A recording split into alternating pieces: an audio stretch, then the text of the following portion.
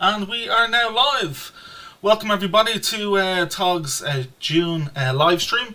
If someone could drop in the chat there that you can hear me loud and clear, that would be great. If this is your first time, welcome along. If you've never heard about Tog before, we are a community hackerspace, makerspace based in Dublin City Centre. We normally hold lots of events open to the public to come along, but due to these strange times, we're hosting a lot of our events online at the moment with only restrictive access, unfortunately, and we can't welcome you all in. But we do have lots of current virtual events still happening, so our book clubs, our coding nights, our craft nights on a Sunday. So we've lots of stuff still going on. Do check out our website for all those details. I have a few other quick announcements to make. So the first thing up, now if I use the wizardry of OBS correctly, is Tog unfortunately is moving, but we don't know where we're moving to yet. So our lease currently expires on the 31st of July, and we are looking for your help to find a place to move to. So if you happen to know of a unit, while I hide this, and there we go. Sorry about that short delay. So we're looking for a unit. If you've had any contacts of people who own units or know any organizations who we could partner with to share a space, we're looking for approximately 200 or so square meters. There's more information on our website at tog.ie, where you can find all about our requirements and our hopes to have a space to move into. So we are going to jump right in to the talks tonight. We've 3 exciting talks coming up for you all tonight. Our first talk is by Steve Potter, who's going to be talking about his homemade CNC carver. I first met Steve when he was doing his tour of Ireland and viewing all the makerspaces and having, it seems like, a great holiday visiting lots of makerspaces, and I struck up a great friendship with him since, and I've met him plenty of times at various Dublin makers, and he's been great supporter of Tog in coming in and showcasing his knowledge of CNC operation in the past. So now I'm going to hand it right over to Steve, and I'm going to make sure to turn on his audio so everybody can hear him. And Steve, if you mute YouTube there, we won't get any echo, and you're now live. And I think you have muted yourself, so I can't hear you. So if people want to hold on just 1 second while we try and get the right microphone up and running. So yeah, I can still see you speak there. One of your microphones must be unmuted. Okay. We can hear you now. Perfect. Take it away. I was tapping the icon on the screen, not the button. Okay. I'm figuring out Google Meet. I am sorry about that. All right, here we go. So I didn't get to hear your introduction. I'm sorry, due to the complexity of my setup here. So did you say anything about the project that I'll be talking about here?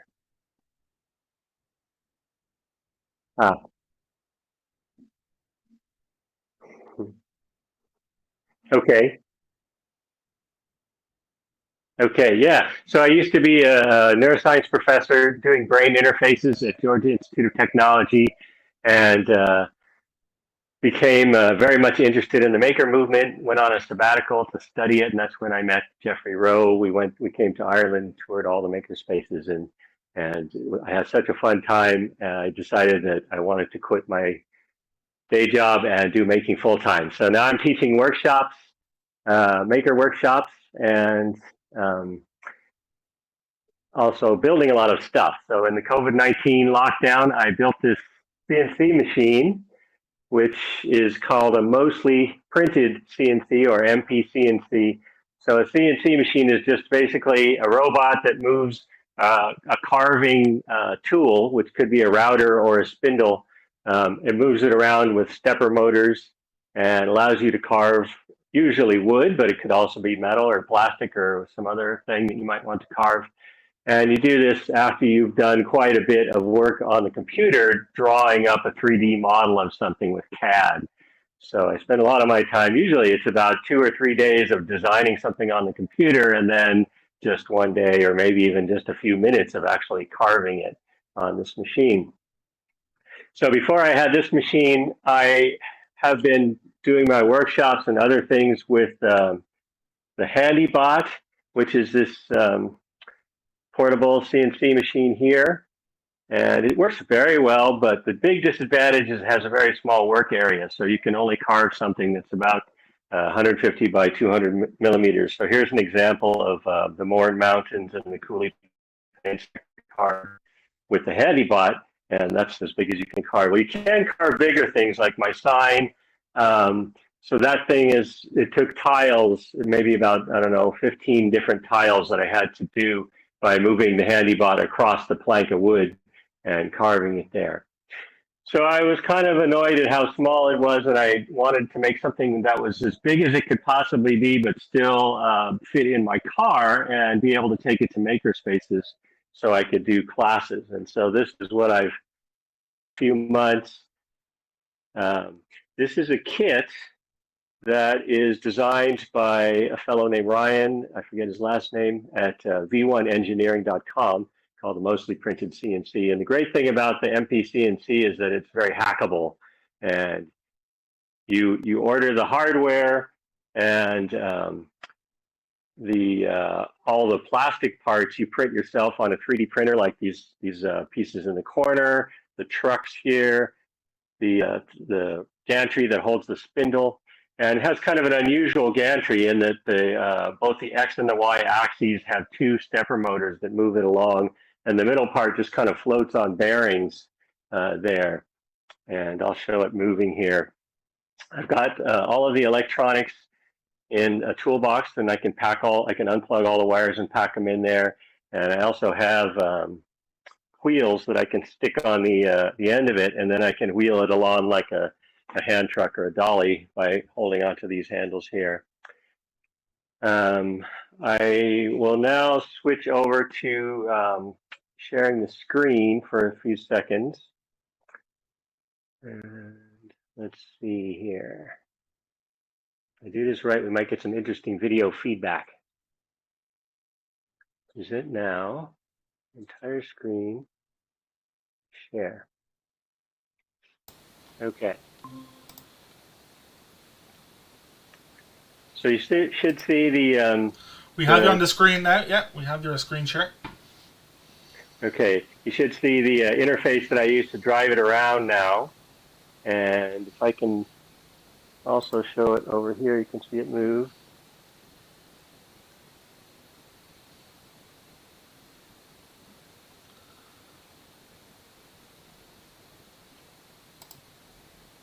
Oh, yeah. So it can move very precisely to within less than 1/10 of a millimeter, thanks to the stepper motors. And it has a belt drive here that moves cogs, and here's the cog belt going around the gears there. And I have a water-cooled spindle here because when I'm teaching classes, the router motor on the HandyBot there was just too loud. And this one, you can see if I turn it all the way up, it's pretty quiet. So I can talk over it. And although when you're carving wood, it does get pretty loud anyway, but it's going full speed there, 24,000 RPM, and it's hardly making much noise at all. So that's a really good thing about water-cooled spindles. The electronics, I guess I can switch back to just my camera view here. Stop sharing that. Did that work? Are we seeing just my camera, just my phone camera now? Yeah, just your phone camera. We see the amp meter. Yeah, so I have all these meters installed. The amp meters are telling me This one's telling me how much power the spindle's using. This one's telling me how much the accessories are using, like fans and whatnot. I put all these little temperature sensors on the stepper motor controller. So this one's telling me how hot each of the stepper motor controllers are, and also the spindle controller called the VFD. This here is looking at the actual current and the power being used by the stepper motors. And these are ESP32 boards, so they'll be able to talk to each other through ESP now. I haven't quite rigged that up yet, but I will soon. And then the cooling system, I also built this. It's got a little sump pump down there with coolant and some CPU fans. And it also has one of those ESP32 things that's monitoring the temperature of the water, cooling water coming in and going out to see whether the cooling is effective. So I've had this thing working now for about a month, and I've made a couple of projects. My first project was this bowl. I had an old cutting board that was made of acacia. I guess it's more like a plate than a bowl. And I used VCarve Pro to do the carving and the designing, and it worked really well. You can see that the actual carving didn't really leave marks that you can see very well. But if I make a reflection, you can start to see there's concentric ellipses there from this spindle driving around and carving this out from a block of wood there. My brother recently moved to Idaho, and so Idaho is a state in America that's just to the right of the state of Washington, to left of Montana. Just north of it there is Canada. For him, a relief map of Idaho. So here it is. So this is made with birch plywood. And the nice thing about that is it allows you to see graphic scale, kind of like topo lines on a map. And the machine, it did take an awfully long time to do this carving. It was about 5.5 hours. But during that time, it performed beautifully. Nothing went wrong. The end result is it's really true to the actual topography that you can see in the map there.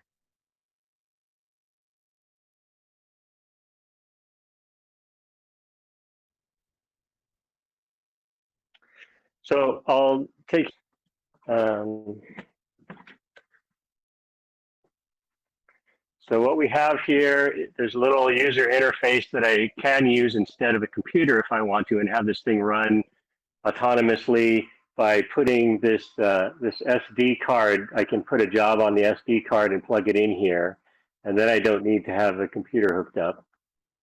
It's being controlled by an Arduino Mega board in here and a ramps board, which was made for 3D printers. So this is running Marlin software. It's basically designed for 3D printers, but it works quite well for controlling a CNC machine as well. And it has small stepper drivers inside this box that are each controlling a different stepper motor. So here are the stepper motors. There's 5 of them, two of them for the X, 2 for the Y, and 1 for the Z axis up here.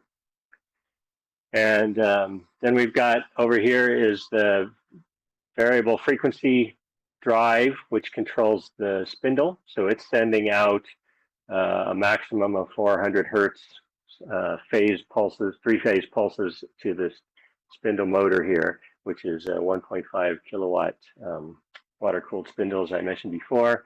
What else we have in here? We have a 24-volt power supply for the stepper motors, and we have a couple of smaller power supplies for other things like fans and this board here.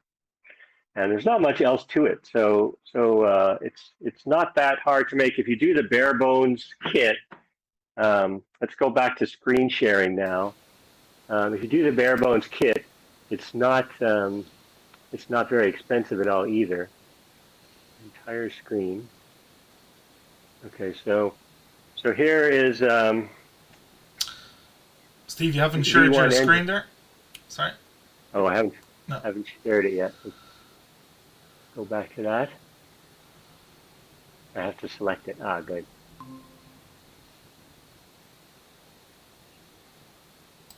Okay, you getting that now? Yeah, we have your desktop. Sorry, we have the Great. website. Yeah. Yeah, the website.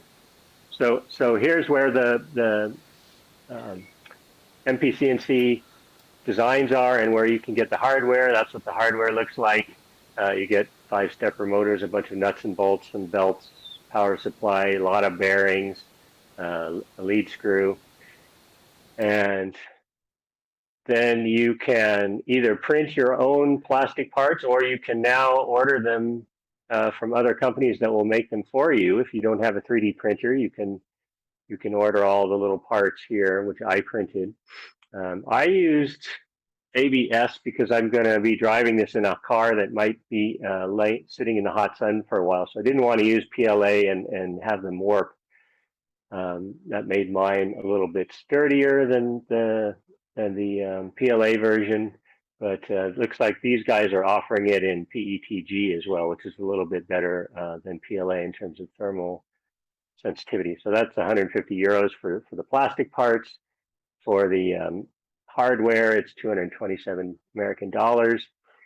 So for under 500 bucks or so, you can get a working CNC that you can make any size you want, pretty much. And in fact, at V1 Engineering, they also have another design called Lowrider, which can roll itself along a full sheet of plywood, a 4x8 foot sheet, and cut out furniture and whatnot. So it's quite a very flexible design and very hackable. And there's a great user community. There's a forum here of people that have built these things, and they're all sharing their advice and ideas and projects that they've made and whatnot. Let's see, I also want to mention that I built this torsion box for it to sit on out of fairly thin plywood. So this is only, what is this, maybe 9mm plywood, I think. But when you put it together in a box like this with all these cross members, it's very stiff.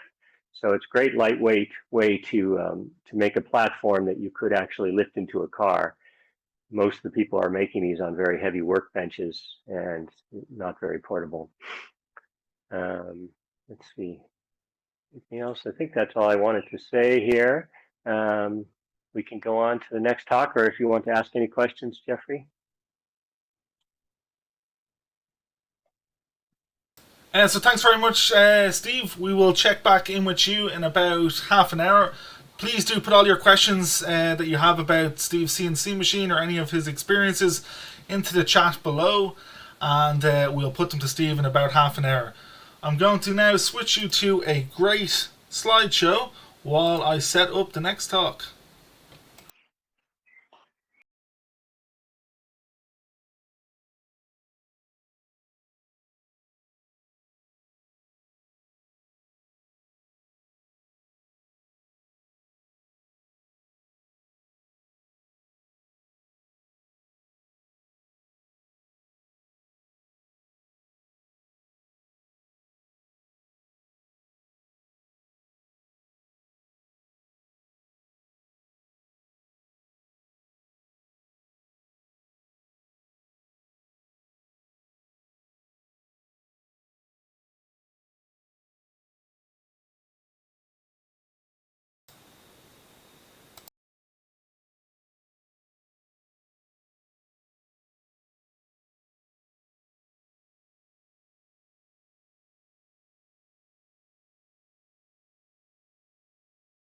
And welcome back, everybody.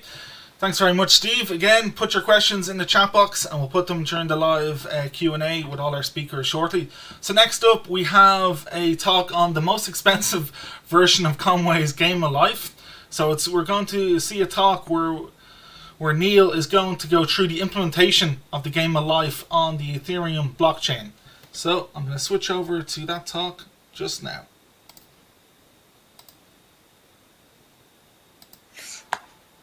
Hi everyone. In this presentation I'm going to share some of my experiences of hacking the Ethereum blockchain. So this project was a follow-up to some work I'd previously done on the Bitcoin blockchain. So I won't go into any details of how the Bitcoin or any of the other blockchains work, but I assume everybody's heard of Bitcoin, and many of you may know that Bitcoin and the other cryptocurrencies are based on a blockchain. And simply put, a blockchain is a system of recording information in a way that makes it difficult or impossible to change, hack, or cheat the system. A blockchain is a ledger, a digital ledger of transactions that is duplicated and distributed across a network of computers that are all connected by the internet. So for a friend of mine who's a poet, I did a project that would add some poetry to the blockchain as a way of storing this text or this poetry forever. Well, at least until as long as the blockchain, the Bitcoin blockchain exists. So I got this to work by creating a set of spoofed Bitcoin addresses, and the lines of text from the poem were embedded in the Bitcoin addresses. So it worked, but it wasn't the most elegant solution. And in general, it's kind of regarded for blockchain technology to become widespread. It would need to be extended to allow it to deliver more than just the store of value or medium exchange that it currently is. So Ethereum, this other cryptocurrency, was proposed by a guy called Vitalik Buterin in 2013, and in 2015 went live. And what it does is it adds a scripting language to the allow application development, which are generally called smart contracts. So smart contract is simply a program that runs on the blockchain. It means the application can run concurrently on thousands of different computers all the way around the world, so it's very resilient. It'll run on all those computers that are part of the Ethereum network. So my idea was to create an application that once seeded with some funds, and I'll come back to that later on about the funds, that could potentially run forever. So create some form of perpetual software machine that could run forever. So what type of application might we use for that? So I decided to use base the application on Conway's Game of Life. So this was invented in 1970 by a renowned British mathematician called John Conway, who died last year, actually, unfortunately, of COVID-related condition. But it's an example of a cellular automaton. So if you consider that as a group of cells in some form of checkerboard structure, and each cell can be either dead or alive, and then each cell follows a simple set of rules. Every turn, the life is divided up into these turns. For every turn, a live cell can either remain alive or die, and a dead cell, under certain circumstances, can spontaneously come alive. And the rules are pretty simple. It's a live cell with fewer than 2 neighbors will die. A live cell with 2 or 3 neighbors lives on to the next generation. A live cell with more than 3 neighbors will die, so if there was overpopulation. And then a dead cell with exactly 3 live neighbors becomes a live cell, as if by reproduction. And these rules then are applied on a turn-by-turn basis. And so these rules can generate some very complex patterns from starting with some very simple rules. So, a very simple one, it would be a single cell will die out after, if it has no neighbors, will die out. But you can have a static pattern. So the one on the left, it will remain changed each turn. It remains constant. The second one then is a simple repeating pattern. It just oscillates between 2 states.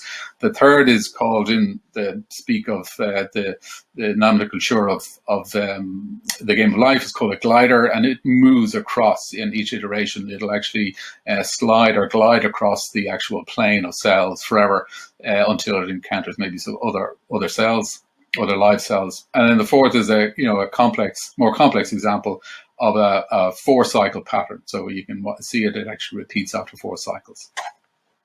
So when these are grouped together into larger populations, you can get seemingly random patterns like the one on the left, or more intricate repeating patterns like the one on the right. And if anyone's interested in some extremely sophisticated examples of huge patterns and examples for any nerds amongst us of Turing complete patterns, you just look for Conway's Game of Life on YouTube, and you can find plenty of really interesting examples.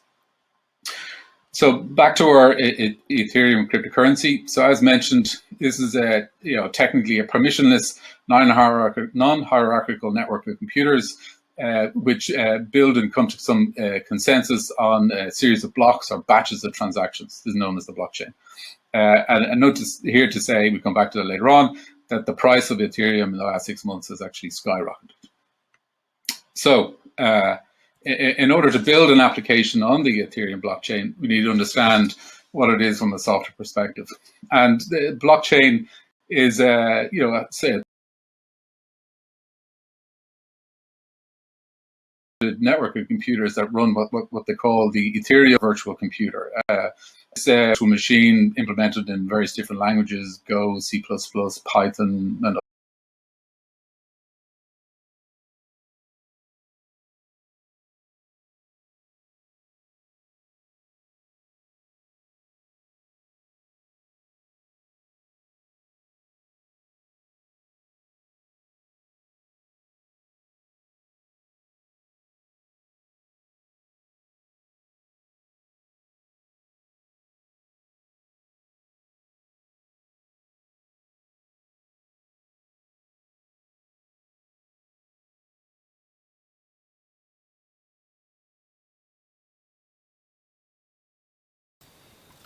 And we are back.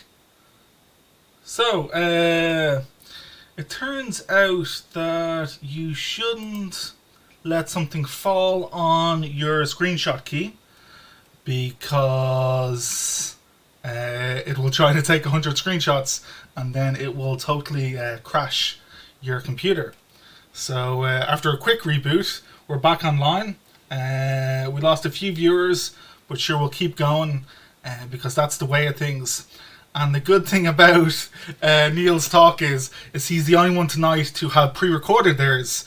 So you'll get to hear the first 2 minutes of his talk again. I hope you don't mind sitting around. But having watched it earlier this morning, it's definitely worth staying tuned in till the end. So I'll quickly switch over to Neil's talk and then we'll continue our regular service.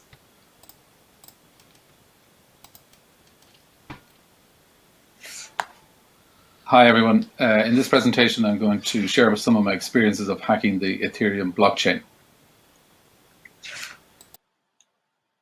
So this project was a follow-up to some work I'd previously done on the Bitcoin blockchain. So I won't go into any details of how the Bitcoin or any of the other blockchains work, but I assume everybody's heard of Bitcoin, and many of you may know that Bitcoin and the other cryptocurrencies are based on a blockchain. And simply put, a blockchain is a system of recording information in a way that makes it difficult or impossible to change, hack, or cheat the system.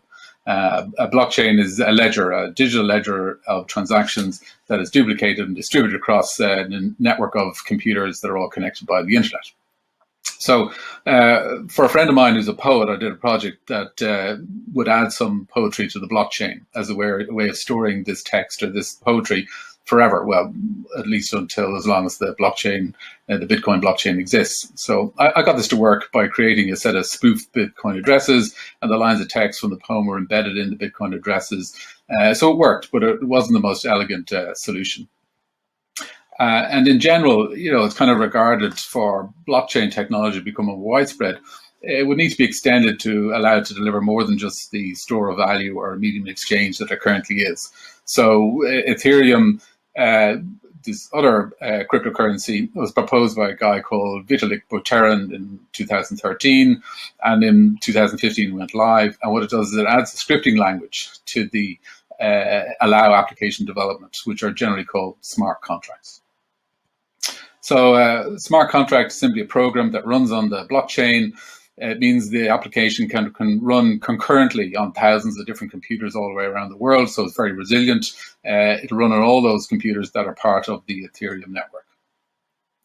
So my idea was to create an application that once seeded with some funds, and I'll come back to that later on about the funds, that could potentially run forever. So create some form of perpetual software machine that could run forever. So what type of application might we use for that? So I decided to use base the application on Conway's Game of Life. So this was invented in 1970 by a renowned British mathematician called John Conway, who died last year, actually, unfortunately, of COVID-related condition. But it's an example of a cellular automaton. So if you consider that as a group of cells in some form of checkerboard structure, and each cell can be either dead or alive, and then each cell follows a simple set of rules. Every turn The life is divided up into these turns. For every turn, a live cell can either remain alive or die, and a dead cell, under certain circumstances, can spontaneously come alive.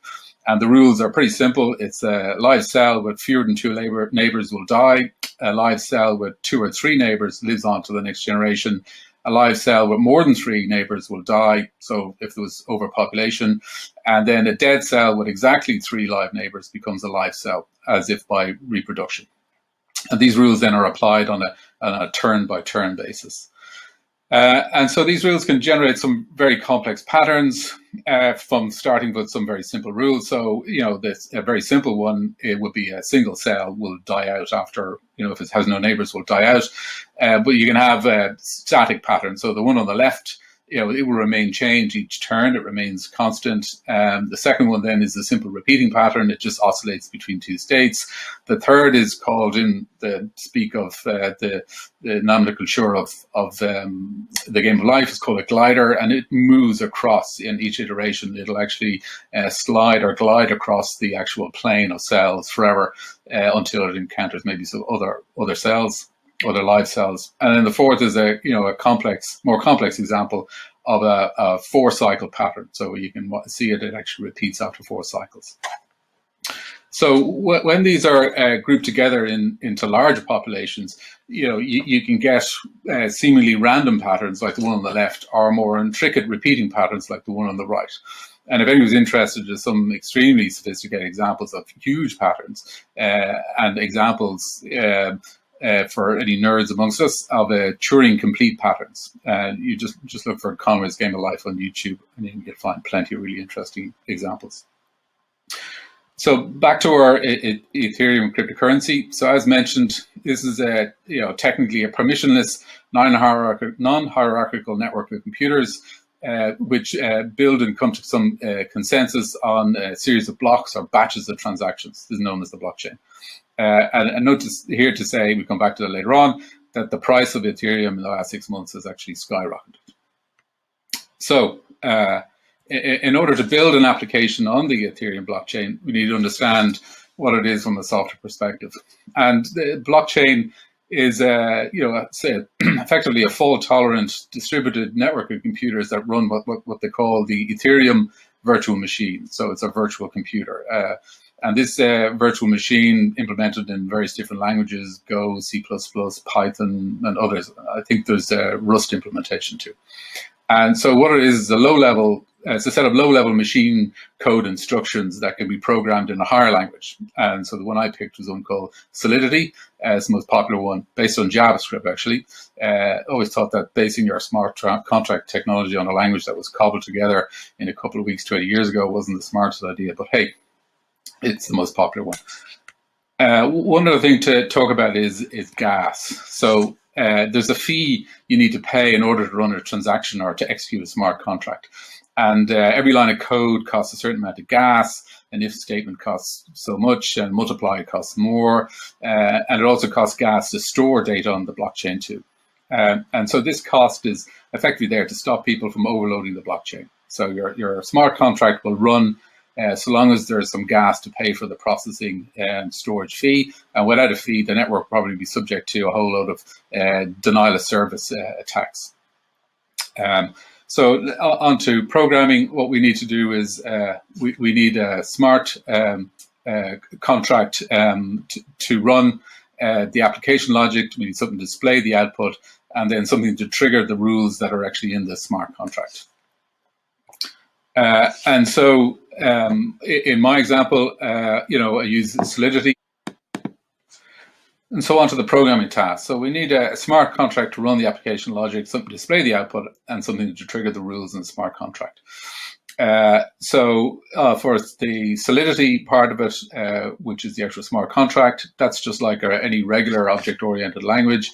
It has variables, functions, constructors, inheritance, all the usual stuff you'd expect to see in a programming language.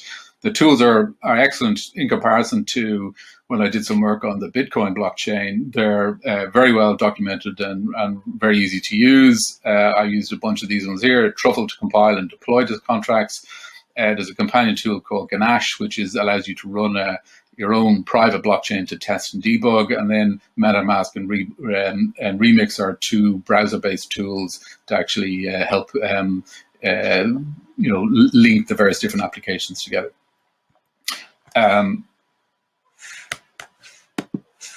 So there's a couple of code examples of the Solidity coding. So, you could see that word contract, you can make that class, and it would be quite similar to any other object-oriented language. And you can see it's got the same sort of structure, if then else, loops, the same sort of techniques you'd expect to see anywhere. And then for the front end, I used a processing clone for JavaScript called P5.js, which is an excellent tool, and then some Python code that was used to actually trigger the actual cell calculations. So here it is actually working. I've sped it up because it actually runs quite slowly, even when you run it on the simulator. So you can see there's a repeating pattern that actually ran on the blockchain, and you can see as it iterated through, it was costing money to actually run, and the balance was going down. So will it actually run forever? No, not really, and there's a couple of reasons. The first is related to is a kind of technical issue around smart contracts themselves. They can't perpetuate themselves, so you can't effectively spawn and call yourself in the future. Now, there are ways around that where you can call another smart contract, and there's these third parties who have alarm clock services. So these are smart contracts that you will call, and you will pay them, and they will call you back at a certain period of time. It does rely on the service provider to actually implement that. So rather than try and do that, which is a bit more complex, I had a compromise which was effectively only to advance when somebody was looking at the output. So if somebody did look at it, I had seeded a contract with some funds, and then it would continue at a once a minute it would actually update generate the new cells. But the main reason that it wouldn't work was simply cost to run it on the Ethereum blockchain. And as I mentioned before, the price of Ethereum has exploded in the last number of months, and therefore the price of the gas needed to actually run the software has also gone up significantly. So the actual cost of running smart contracts was prohibitive. So in March 2021, when I actually was going to put it live on the blockchain, it cost about $80 to actually register the contract, but to actually run an iteration, which is actually run a single cell calculation, that would cost at that time about $2,000. So I'm sure there's some optimizations can be done to reduce the in the implementation to reduce the cost, but it was way beyond scope of the project. It does work. But too expensive to run. So what I actually did was I left it running on, there's some test network. So it's actually running on the test network, and you can get kind of free money to actually run it, but it's not running on the real thing. But what I guess I did get out of it was ended up developing the world's most expensive implementation of Conway's Game of Life. If you ran it as fast as you could, if money was no object, it would cost you over $1 million a day to actually run it. Anyway, so I had good fun running. It was a good learning experience, but it kind of shows that at the current prices, the Ethereum network is too expensive to do anything with. You can't, it becomes too expensive to actually do anything other than buy and sell it. Anyway, thanks for listening.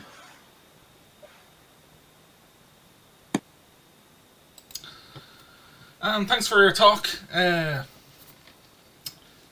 Neil. Thanks for it, and sorry again for the disruption earlier.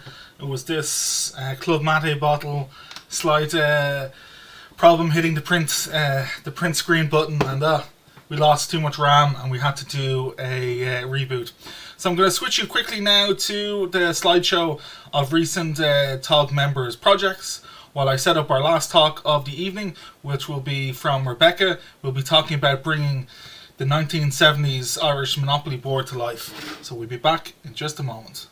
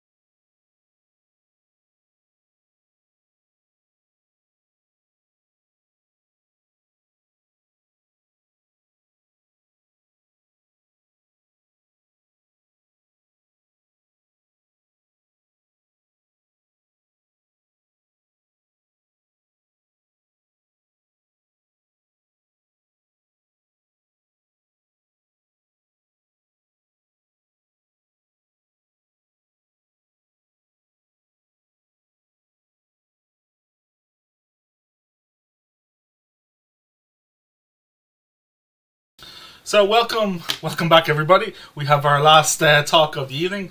But before we jump onto our last talk, be sure to put those questions in the chat box. Our three speakers will be live just after this talk for a nice Q&A for all the questions you have coming out of your talk. So I'm going to switch over now to Rebecca once I click the right button. Seamless transition. Her audio is now on and you're now live. Excellent. All working, presented correctly, yep. Yep. Excellent stuff. Well, this is going to be a bit of a step change now from Niall's amazing talk. So those of you who don't know me, I am Rebecca O'Neill. I'm a member of TOG, but I am also the project coordinator of Wikimedia Community Ireland, which is the recognised affiliate of the Wikimedia Foundation, the charity behind Wikipedia in Ireland. But I am also an inveterate Wikipedia editor myself. Those of you who edit Wikipedia may have stumbled across me, especially on Irish topics. I go by Smirky Beck for reasons that are probably best left unsaid. And what you see here, for those of you who perhaps don't edit Wikipedia, this is my user page. So this is where I have stated who I am, what I'm interested in editing, my very important feline companion and sub-editing team who support me in all of my work on Wikipedia. We also have my user boxes, so all of the edits that I've made, how long I've been around in Wikipedia, and all the various different projects that I have taken part in as a Wikipedia editor. And why I'm telling you what a user page is about will become clear now in a second. But broadly, I tend to write about Irish content really broadly on Wikipedia. I have created quite a number of new articles. So I've created over 620 new articles on English language Wikipedia. They're, broadly museums in Ireland, so lots of county museums, but little quirky museums like the Tullow Museum, that kind of thing. But also I write an awful lot of historical biographies, so women's history I'm really interested in, art history, that kind of thing. And one of the wonderful things about, I suppose, being really engaged in Wikipedia is that you do, for want of a better word, get to know an awful lot of other Wikipedians. While it isn't a social network, being involved in such a collaborative community, you can, if you want to, get to know some of your fellow editors. And I'm delighted that Richie is with us this evening. He's watching the live stream. So, hey, Richie, how are you? And I don't actually know why. Perhaps I saw an edit that he'd done, something like that. But I, for one reason or another, ended up on Richie's user page. And I was just, taking a look, because you are a little bit nosy sometimes when you're a Wikipedia editor. When you see somebody maybe make an interesting edit or add an interesting comment to a discussion or something like that, you're like, I wonder what other edits they make. What's their area of interest? And I was scrolling down, taking a look at the user boxes that he had added, and I noticed this one here. Any mention of Monopoly, I am drawn towards. So I noticed that he had Monopoly board mentioned in his user boxes. And in chatting to Richie, what I discovered is that he had, as a personal project, been motivated to take a look at all of the locations mentioned on the traditional London Monopoly board, the British version, and improve the articles that are mentioned. Now, I know from Richie that this was spurred on by a book that was actually written about this, so that he had his one tome that he could go to. But I thought, I love this. I love Monopoly. I've gotten really interested in perhaps trying to do more work on Dublin and all of the various articles related to Dublin on Wikipedia. And what he's done here is that he set himself the challenge of getting all of these articles to what we call on Wikipedia a good status. So all Wikipedia articles are given a rating as to their quality. And a good status is edging up towards the top of that. And we can take a quick look at that in a little while. But it basically means that it's gone through a review process. Other editors have said, actually, yes, this is a really good article. And at a good status, the average reader is getting nearly everything that they need to know. It's comprehensive, it's up to date. There's no issues with some of the citations, that kind of thing. So basically, it makes it a really reliable article. So myself and Richie had a bit back and forth, and he very quickly created an Irish, the London board, like the Rathgar Road, the Rathmines Road. They're not really signature thoroughfares in their own right. So these links here actually point to the main articles on Rathmines and Rathgar, because no matter how much I Googled, there's not much written about those two roads. They're just not notable, unfortunately. But what you'll see here is that what Richie has added is basically the current classification of those. So you'll see this little red marker means it's a start, and a huge proportion of the articles that you will come across on Wikipedia will be start articles, which means that they look and feel like a Wikipedia article, but they're not going to leave the reader with that good level of information that we want them to have. It goes up to C then after that, so you're getting a little bit better again, and then eventually you'll get, so at the moment the main work that myself and Richie have done is on O'Connell Street, and we'll take a look at that now in a minute. But we also have a few what we refer to as stubs. So if you've ever read any Wikipedia articles, you will be aware of the concept of a stub. Generally, Wikipedia will have a little notation saying, this article is a little bit sad. Would you like, this is a stub. Would you like to join Wikipedia and expand it? So it's usually just a few lines, maybe a citation if you're lucky. But in comparison, so if we were to take a look at O'Connell Street and the article that we worked on, so Richie was quite strategic in this, and he said, this is already a really long article. It just has a few things to kind of just get it over the line, to get the standard up, basically. So we probably spent a few weeks going back and forth, looking at all the sentences that had things like citation needed. With long articles on Wikipedia, quite often they're written in spurts. So one editor might come along and add a new section, and then somebody else comes along 6 months later and adds something else, but they don't always knit together particularly well. So there was a job of work to just get the flow of the article going correctly.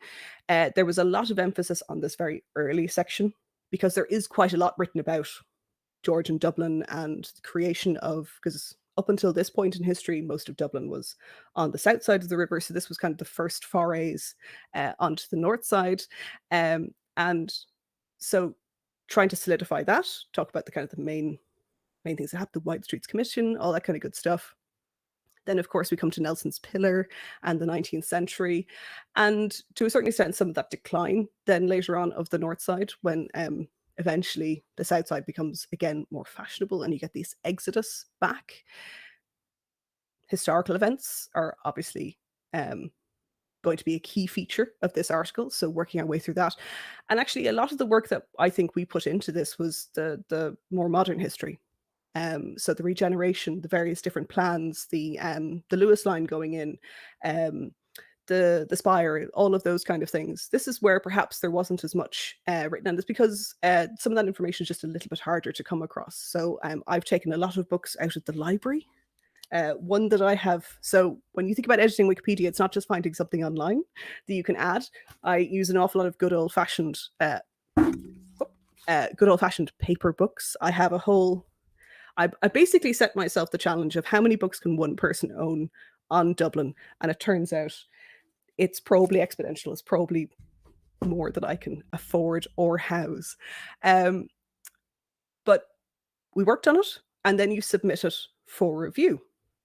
So a few months ago, this article, so if you go to, every article has a talk page where all of these discussions are notified and take place. So you can see in March 2021, this article was submitted and was assessed as being of a good status. So how can you tell when you're looking at an article whether or not it's a good one, or even better if it has, if it's an A or a featured article? Those are the two delineations above good. Well, when you're reading your article, take a look in the top right hand corner, and you can see this one gives you the green tick of good, so you can be assured that this is a good quality article that you're looking at. Now, to be honest, mostly this challenge has had a few issues as regards trying to, probably getting all of these articles to good is probably not going to happen for poor old Dublin. And it's just because some of those streets that are mentioned on the Monopoly board, there just isn't that much written about them. They're not landmarks in London, so they're perhaps not that they're not as steeped in history, but perhaps not much has been written about them in comparison. And one of the first one that I came across this issue was poor old North Earl Street. as we know, little stub of a street between O'Connell Street and Talbot Street. Lots more written about Talbot Street, as you'd imagine. So probably from the point of view of trying to get an article to that really high standard, and this will be a problem that you'll come across as a Wikipedia editor a lot of the time, is that you might have the motivation to get an article to a really high standard, but perhaps just the resources aren't there. There just isn't enough written about it for you to get it to this high standard. And if you start thinking about that, the things that are missing from Wikipedia and what isn't written about, it starts to make sense as to perhaps why some things don't make it onto Wikipedia, because you need those high quality, good resources, those books, those journal articles, those newspaper pieces. And they're just, North Earl Street is just one of those thoroughfares in Dublin that there just isn't an awful lot written about.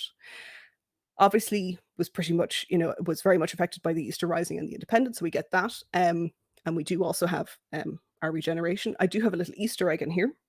I won't read it out because I don't know if we have what the language warning on this is for this evening. But if you have a really good citation, even for something that is perhaps a little bit derogatory, especially when you're talking about, maybe the spire. If you take a look at that article, you'll see that I've added some of the more colourful language that Dubliners use when referring to their street art and their public art. So this is probably as good as we can get North Earl Street, and unless somebody is just about to publish their signature book, and it's all predicated on North Earl Street and how important it is. Until that happens, this is probably as far as we can take it. Similarly with Store Street. It turns out Store Street is called such because up until the construction of Busaris, basically, it was just a bunch of warehouses. So it was literally, it does what it says in the tin. There's just not a whole lot to be said about it because nobody really lived on it. It was an industrial part of the city. We had this really interesting character, Thomas Drummond Lambert, who had his veterinary practice from around here.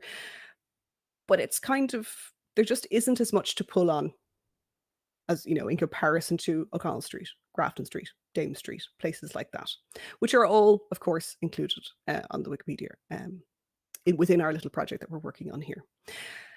I'll finish on the two that I've been picking away at and Richie has been taking a look at recently. So Busaris is on our Monopoly board. And thankfully, being one of the most important, supposedly, I read, one of the most important buildings built in post-war Europe, there is quite a lot written about our signature bus station here in Dublin, which was famously referred to as the Bust Station by Miles Nigopoline because it took so long to build. And at one point, there was an idea that it would be a women's welfare office exclusively for women at one point because it was such an albatross for a long time. But I've gotten to know things like that. And also, it's only up the road from me. So if for some reason nobody had ever uploaded a photograph of Busaris in its existence, I could go and take a photograph of it quite easily. And I've done things like I've been able to expand the history because there's lots written about this, but also pulling out more photographs. There was lots of photographs of Busaris on commons that weren't being used in any Wikipedia article. So I was able to create a gallery to pull that out, which is very satisfying. A lot of the details that are referred to as kind of the signature architectural details of the building, which hadn't really been talked about within this article. And again, we're not seeing any citation needed. There's not too many red links. Basically, it's quite a solid article that isn't leaving you kind of wondering, all of these statements, you can go down and you can find your citation and you can double check that what I've added is the real thing. I'm coming up on my 15 minutes, so I won't go on too much longer. I will let you know that I have deviated quite a lot from, this is the dangerous thing, I'll leave you on this, from core, because I've noticed so much is missing from Wikipedia in relation to streets and places in Dublin. So I did write about, I have expanded this article here on Buckingham Street. So it fires you down an awful lot of rabbit holes, probably too many to mention, but it is good fun and it's kept me busy and out walking, which is the most important thing, to take edifying photographs like this one you see here. Thanks so much, Jeff. Thanks very much, Rebecca. People, if you've got any questions for Rebecca, do tune in to our live Q&A, which is just about to happen. Stick your questions down in the comment box and our 3 speakers will be back in just a moment.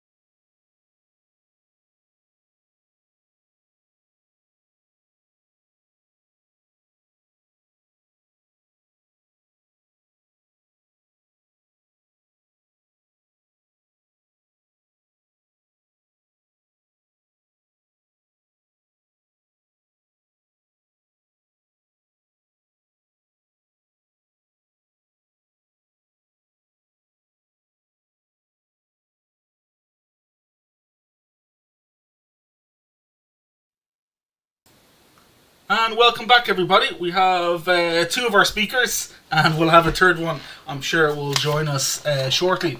So yeah, stick all your questions down in the chat box.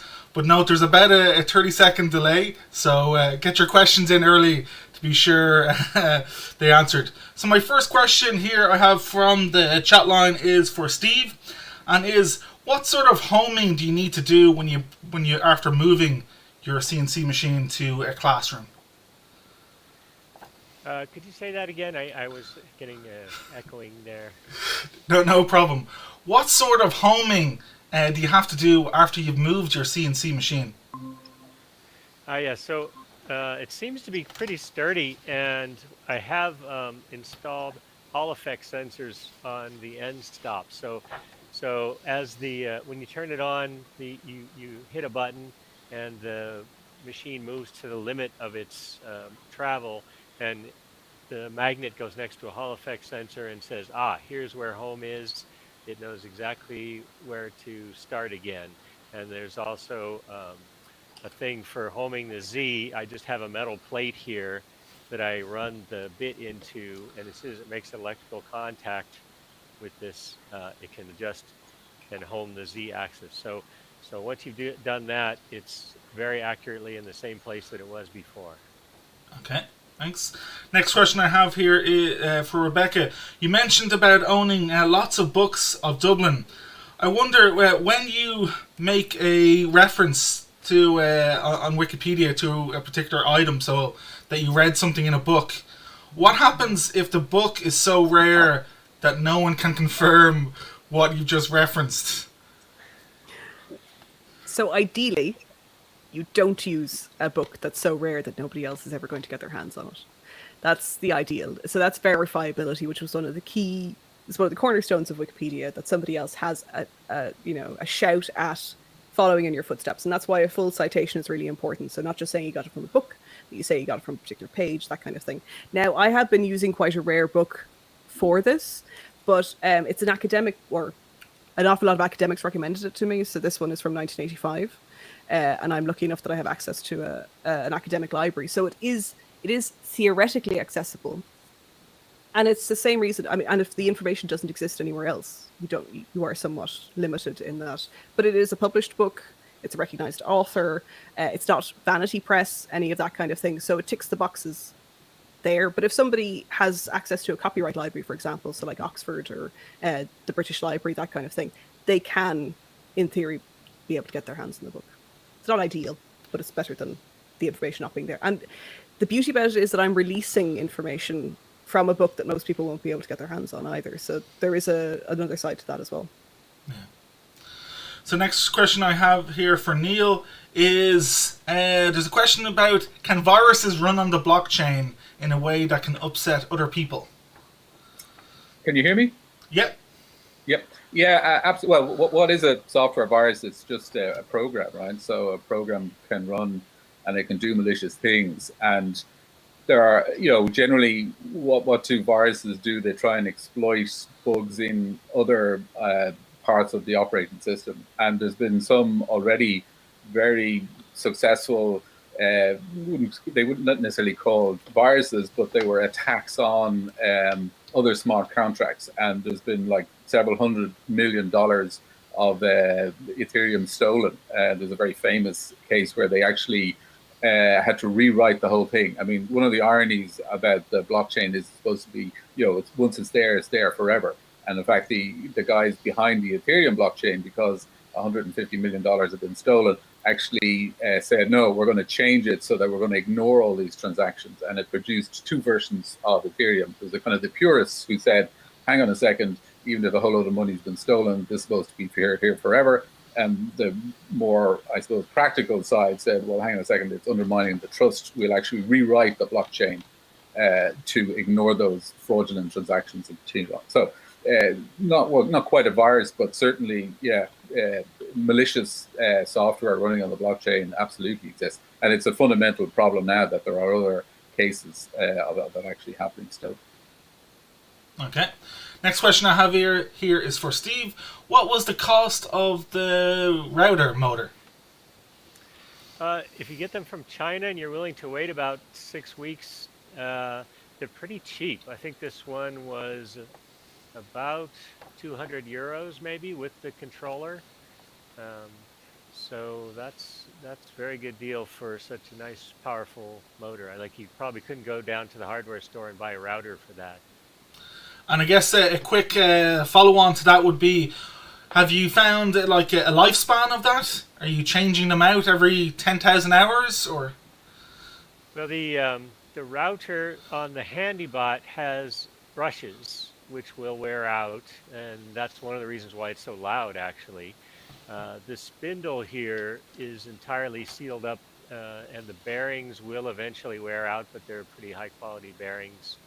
So I don't think there are a lot of other parts that are going to wear out sooner than that. And from what I've heard, the Chinese spindles controller, called the VFD, is very temperamental, and if you don't hook up everything correctly, you can easily burn the thing out. So that's probably the biggest failure mode, is just people doing something stupid and overheating the VFD and frying the electronics in there.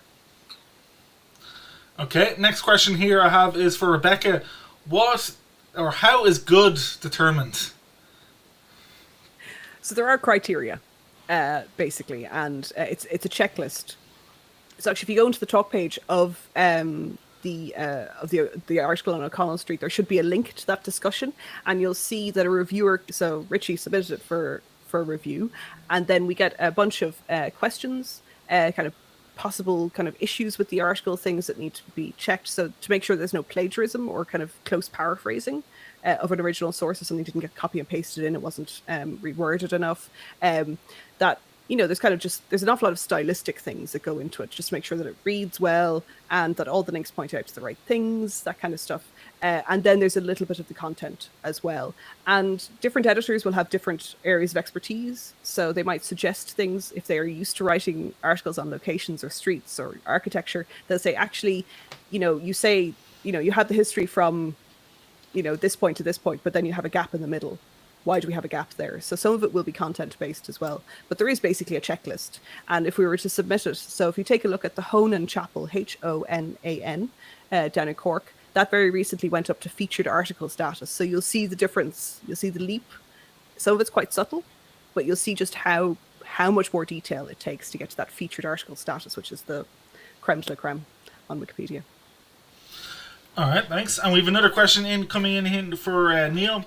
You spoke about Ethereum having good or better documentation than other blockchains. Why do you think that is? Well, there's a lot of money in blockchains in general. So the irony of, I think, particularly I was contrasting to, say, Bitcoin. So Bitcoin was, I don't know if anybody knows the history of it. It was made up by a bloke, or purporting to be a bloke, who's an anonymous guy, and he wrote an implementation of the software, and they kind of put it out there. And so, but there's no real company behind the advancement of Bitcoin itself, whereas Ethereum and a lot of the other cryptocurrencies were kind of exploiting the fact that there was a big interest in it, and they would have actually done what's called a pre-mine, which they said, right, we're going to create this new cryptocurrency, and we're going to give ourselves a whole load of this cryptocurrency. And then when we launch it and people start buying it, we can sell some of these, and therefore they actually are very well funded organizations. And some of them are, very wealthy. And some of them are set up as private companies, and some of them are set up as, trusts to actually manage it. But nonetheless, they actually have considerable funds, and so therefore they can afford to hire programmers and documentation people and all the rest of it. So some of the tools are, very interesting. And in general, as an industry, there's a lot of activity, as I said, but it is well funded. Okay. Next question I have here is for Steve. What was your longest cut, and what is the limitation in terms of duration of cuts? I think that map of Idaho is definitely the longest continuous cutting. So it was going, I actually had to do the thing twice because of something. I think my computer came disconnected from the thing very close to the end. So I said, okay, I'm going to do it again and just shave off another 1/2 millimeter. So that thing was going for about 12 hours solid. And there really was no limitation other than just my attention. You're supposed to supervise the thing in case something goes wrong or catches on fire. After a while, you might build up some trust, and I had a surveillance camera watching the thing if I needed to go in the house.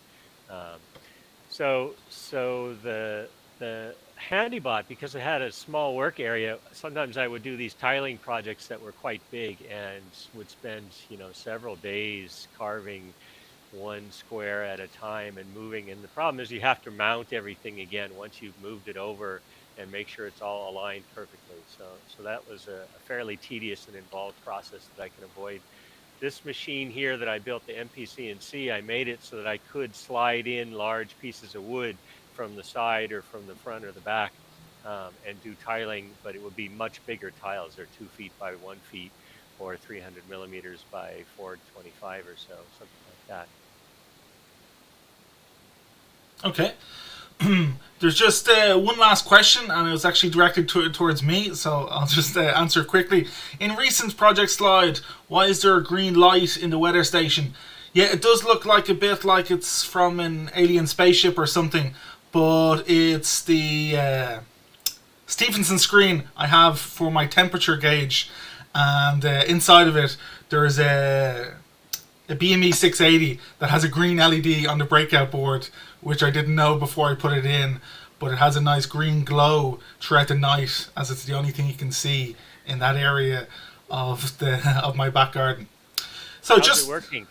I found the temperature difference is much more accurate in the Stephenson screen. So previously I kind of had it in those kind of waterproof boxes that you might put like an outdoor socket in. But yeah, it follows the temperature in Phoenix Park quite closely, compared to in the plastic kind of waterproof box previously. It was often 4 or 5 degrees higher, and certain times of the day when the sun kind of hit that corner of the garden, it could be 10 degrees out. So yeah, it's definitely increased the accuracy. I'm not sure what I need the accuracy for, but it's good to, I guess, record data. And just before we leave all of our viewers tonight, I'd just like to go around our 3 speakers, and you can let our viewers know how to find more about yourselves and your projects. So we'll start off with Rebecca, who's the top left on my screen. Oh, wasn't expecting that. So you'll find me on Twitter. I'm Restless Curator. You'll also find most of my shenanigans for the day job with Wikimedia at Wikimedia.IE. I do also co-host a podcast with my good friend Fanula, all about Wikipedia, called The World According to Wikipedia, which is through the Head Stuff podcast network. But definitely Twitter, Restless Curator is where you'll find me most of the time. Okay, next on my screen is Steve. So I have two websites. My research website from Georgia Tech that describes all of our scientific work with brain interfaces. That is potterlab.gatech.edu. And my maker website is called stevempotter.tech, TECH. And it describes various projects that I've done and things that I'm interested in teaching. And also my book. I wanted to mention my book because it talks a lot about Wikipedia editing. How to motivate your students to love learning. So I helped motivate my students by getting them to work on real world problems. And one of them, since 2006, we were writing articles about neuroscience. So my students have created a lot of new articles for Wikipedia, and really enjoyed the process. And things have changed so much since then in terms of helping students get involved in this. So I want to encourage any kids out there who might be listening, or parents who have kids, to get them involved in editing Wikipedia. They can just help improve a little bit of an article. They don't have to write a whole article from scratch. And as Rebecca mentioned, they all have little tags on them to say what needs improving. So it's actually fairly easy to get involved. To do it right is obviously very difficult, as you inferred from all the work that Rebecca's put into it. But to just get your feet wet can really build excitement and motivation. And Steve, the viewers can see you at an upcoming event? That's right. I'm going to have a virtual booth at the Dublin Maker Festival. I've had stands there, I think 3 different years, and really enjoyed the interaction that I get with the people. And so I'm very curious how it's going to work in a virtual situation. But I encourage anybody who is interested in CNC, robotics, electronics, and that sort of thing to drop by, because there's so many fun things going on at the Maker Fair to get involved in and to learn about. And finally, Neil. Sure, yeah. If anybody's interested in more information and the source code for the Conway's Game of Life on the Ethereum blockchain, if you search for it on GitHub, look for Game of Life on github.com, the Git repository, so all the source code is up there if anybody's interested. And also you can see there's an article on my website, tigdub.com. Okay. On behalf of Tog, and all of our viewers tonight, I'd like to thank you all for giving up your time and for great presentations tonight. Thank you.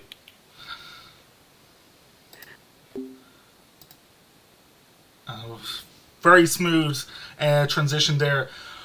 But before we go, just to mention again that we are looking for a space. If you happen to know a unit to rent in the Dublin area that might be suitable for a hackerspace and makerspace, do get in touch with us. You can drop us an email at info@tog.ie. Also, if you would like to appear in one of these talk sessions and live streams, we try to do them once a month. If you'd like to talk about your project for 15 minutes and then get interviewed afterwards, drop us an email to info@tog.ie. Thanks again, and sorry about the slight technical interruptions due to a Club Mate bottle, but we hope to see you again, and See you in the future. Thanks.